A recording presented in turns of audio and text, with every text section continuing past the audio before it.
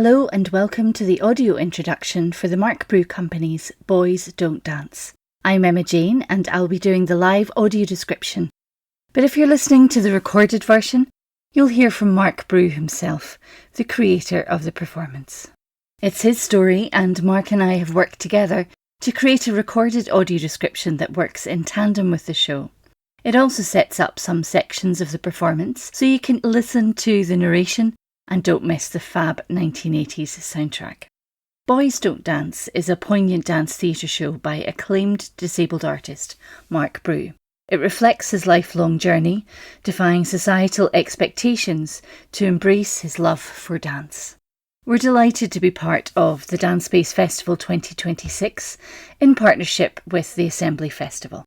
During this audio introduction, I'll tell you a little of what to expect and what the performance is about, to help to set the scene. It's been designed to be listened to before the performance begins, no matter where that is. As I've mentioned, we have both live and recorded audio description, which means we have some form of audio description available for all shows. So, let's look at some dates. Let me tell you when there's live audio description and when it's recorded. The performance runs every day except Mondays, from the 7th to the 23rd of August at 1:15 at Dance Space Edinburgh.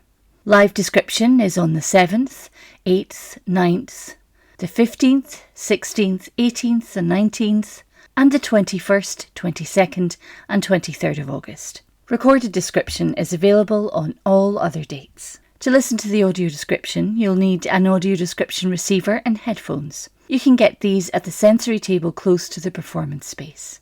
Feel free to bring your own headphones as long as they're wired and connect with a mini jack, so they can be used with our receivers. Staff will be on hand if you need any support with this.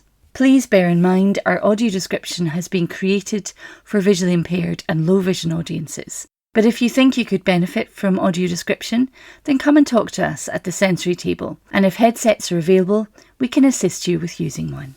The performance lasts approximately 1 hour, and there are some things I should draw your attention to. Strobe lighting, haze, flickering lights, flashing lights, loud and sudden noises, BMX and wheelchair tricks and jumps at close proximity. The performance has an age recommendation of 8+. Before the show starts, we have created a section of pre-show information that everyone can hear once settled in the audience. It introduces the audience to more of the features used in the show. For the pre-show information, you won't need your audio description headset. While everyone is listening to the pre-show, our animated Australian crow will be introduced to us. He acts like a narrator telling Marc's story. His words appear in speech bubbles, captions on the screen. He flies in and out of the scenes and sometimes has a mischief of magpies around him. He'll tell you when the performance is about to begin, and that's when the audio description will begin too. So that's when you need to have your device and headphones on so you don't miss anything. The performance reflects the early part of Marc Brew's life, his teenage years in 1980s rural Australia to his early 20s in a big city in the 90s. Young Marc is played by Ross and the older Marc, Piotr. We'll refer to them as Ross and Piotr for clarity. Ross is a white male in his early 20s with a slim build, light brown short hair and blue eyes. Piotr is a white disabled man in his early 40s who performs in his wheelchair. He has brown eyes, dark short hair with slightly shorter legs and an average build. Piotr is first on stage in a white vest and black trousers, black soft laced shoes. Shortly after, Ross joins him in a matching costume. As we shift to the 1980s Australia, Ross wears a red checked flannel shirt, white t-shirt underneath, cut-off denim shorts and black canvas-style trainers, socks and a baseball cap on his head. Ross and Piotr match again when they do their first wheeled duet, wearing red zip tracksuit tops with a white stripe running vertically down the front of them. Piotr is still in his black trousers and Ross in his denim shorts. On their feet they wear the same dance shoes and trainers. Near the end of the performance, Piotr is dressed in black, a more formal look, as he prepares for a performance in a big theatre in the city. At the very end, when Ross rejoins him, he matches in black trousers and smart, short-sleeved shirt. Both have on their feet black, soft-lace dance shoes. There are lots of things that let us know what time period we're in addition to the costumes. the dancer's movements, a BMX bike and audio equipment, which consists of an original 1980s Walkman cassette player with headphones, and later in the 1990s, a personal CD player. But before we go any further, let me tell you about the set. The stage is dominated by a pale wooden oversized ramp. It takes over half the stage and runs left of centre all the way right. It has a right turn curving forward and rises to a platform which is roughly hip height off the ground. Underneath this is a set of drawers, the same colour as the ramp, and on the side of the drawers facing us is an embedded TV screen. The long side of the ramp, furthest away from us in the audience, is edged with LED lighting, a thin strip of ever-changing coloured lights. Behind and above the ramp, suspended from the ceiling, is a huge screen of about 1.5 metres high by 3 metres long. It's quite rustic looking, a thin wooden board matching the ramp. Different images and videos are projected onto it. From the start of the performance, the Australian Crow and his speech bubble narrations, but also Petra, who's a deaf performer and provides creative translation, mostly through BSL. There's also projections that look like sketch drawings of Marc's home in Australia, inside and out.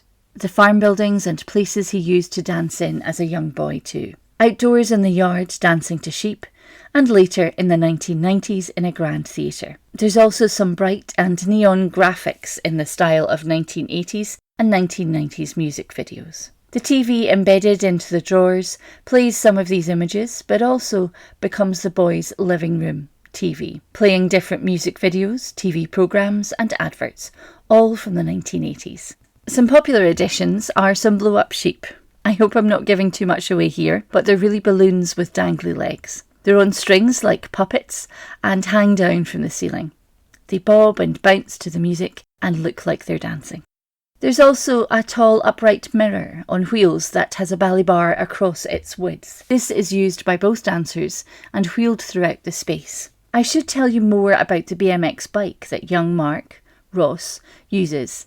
It's orange and white and has stunt pegs on the back wheel that are grabbed onto by Piotr when they're whizzing about the space.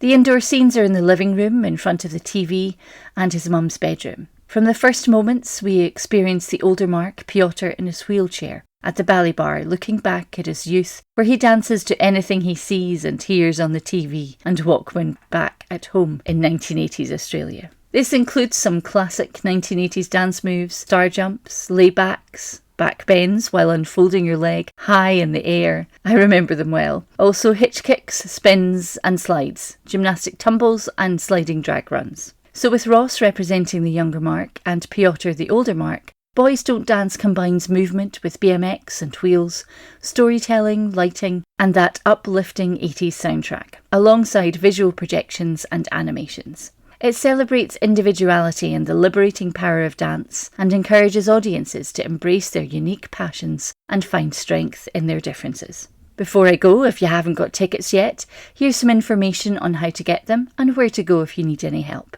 The performance is happening at Dance Space, which is at 14 to 16 Grassmarket, Edinburgh, EH1 2JU. Dance Space is committed to making their spaces, programmes and events available to all, so if you need anything before you visit, please do get in touch. You can reach them by phone on 0131 225 5525 or email dance@dancespace.co.uk. In terms of booking tickets, the Fringe has an access booking service and staff in place specifically for access inquiries and ticket bookings. And you can contact them on accessbookings@edfringe.com. You can also phone on 0131 226 0002 Monday to Saturday from 9 in the morning to 9 at night. You can also book in person at the Fringe shop and box office at 180 High Street, Edinburgh, EH1 1QS, Monday to Saturday, 10 to 6 p.m. You can also contact Access Booking by sending a message to WhatsApp on 07923 525 700. Thanks so much for listening. We look forward to welcoming you to Boys Don't Dance as part of Dance Space Festival 2026 in partnership with Assembly Festival.